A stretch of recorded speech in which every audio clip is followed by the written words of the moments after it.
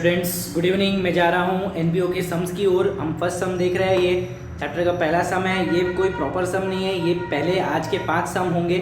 ये सब basic sums है, मतलब इसमें एडजस्टमेंट्स के तौर पे कैसे आ सकते हैं सम के अंदर वैसा ही दिया हुआ है। तो ये प्रॉपर फुल फ्लेज सम्स नहीं है, ठीक है। तो हम ये बेसिक जो हमको सम के अंदर काम आएगा, छोटे छोटे एडजस्टमेंट्स वगैरह वैसा ही दिया हुआ है, तो वैसे ही हमको ये टैकल करने को काम आएगा। तो वो मैं शुरू करता हूँ। सबसे पहला सम देखो क्या है, ट्रीटमेंट ऑफ स्टेशनरी। ये सम में हम क्या सीखने वाले हैं, तो ट्रीटमेंट ऑफ स्टेशनरी के बारे में हम सीखने वाले हैं। तो मैं शुरू करता हूँ। सबसे पहला बैलेंस शीट एज ऑन 31 मार्च 2017। 31 मार्च 2017 की बैलेंस शीट अपने को दी गई है।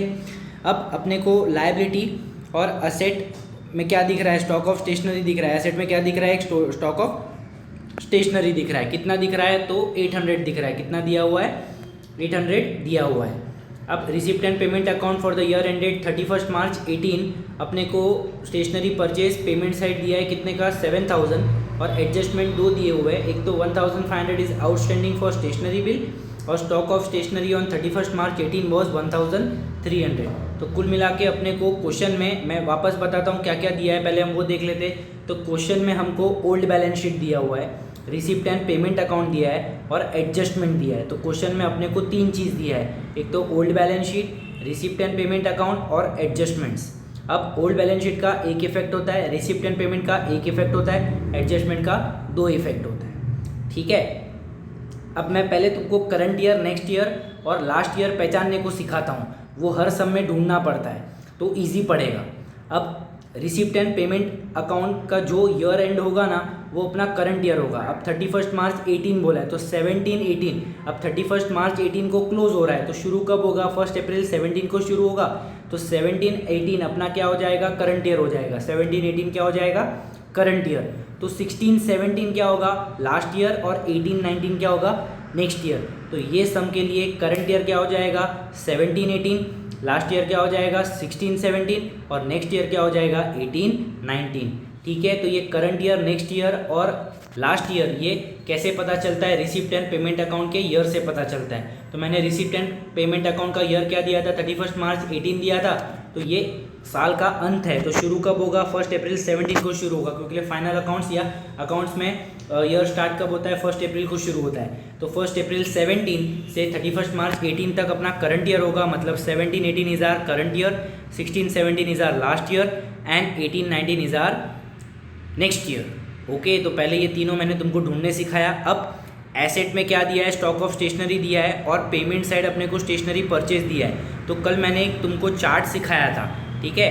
तो वो चार्ट में मैंने बताया था तुमको कि अगर तुमको ओल्ड बैलेंस शीट के एसेट में कोई एक्सपेंस का स्टॉक देते और वही सेम एक्सपेंस तुमको पेमेंट साइड देते, तो अपने को एक पूरा चार्ट याद रखना है। वो चार्ट अपने को पेमेंट साइड बनाना पड़ता है। किधर बनाना पड़ता है, पेमेंट साइड बनाना पड़ता है, मतलब एक्सपेंडिचर साइड, सॉरी। अपन सॉल्यूशन में इनकम एंड एक्सपेंडिचर बनाते हैं ना, तो अपने को एक्सपेंडिचर साइड वो पूरा चार्ट बनाना है। वो पूरा चार्ट है क्या, सबसे पहले उसका ओपनिंग स्टॉक आता है, प्लस उसका परचेज आता है, प्लस उसका आउटस्टैंडिंग आता है, फिर एक लाइन छोड़ के उसका क्लोजिंग वहाँ माइनस होता है, और ये चार्ट पूरा कंप्लीट होता है। तो ये पूरा अपने को कहाँ बनाना है, एक्सपेंडिचर साइड बनाना होगा, ठीक है। चलो मैं शुरू करता हूँ, सम की सॉल्यूशन पे जाते हैं। तो सबसे पहले वो स्टॉक ऑन स्टेशनरी जो 1 अप्रैल को दिया हुआ है, वो ओपनिंग स्टॉक वो 800 आ जाएगा।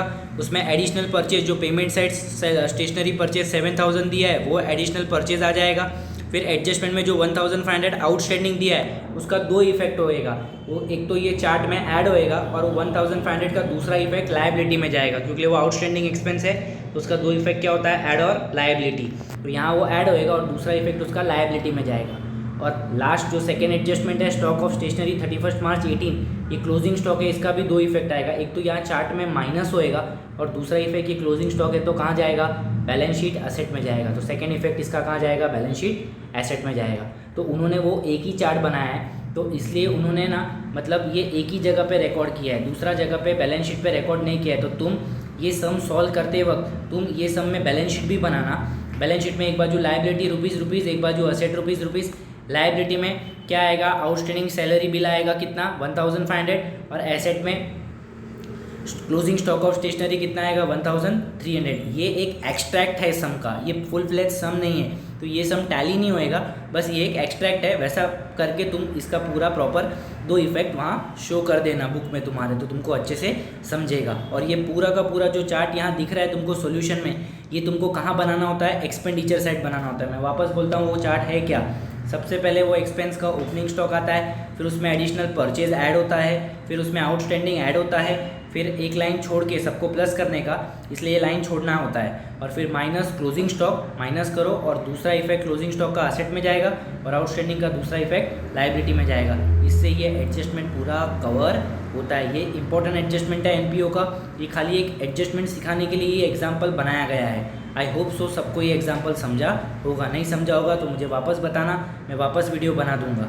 ठीक है, मैं एक और बार शॉर्ट में बता देता हूँ। पहले स्टॉक दिया था वो ओल्ड बैलेंस शीट मतलब ओपनिंग स्टॉक हो जाएगा, तो पहले वो आ गया।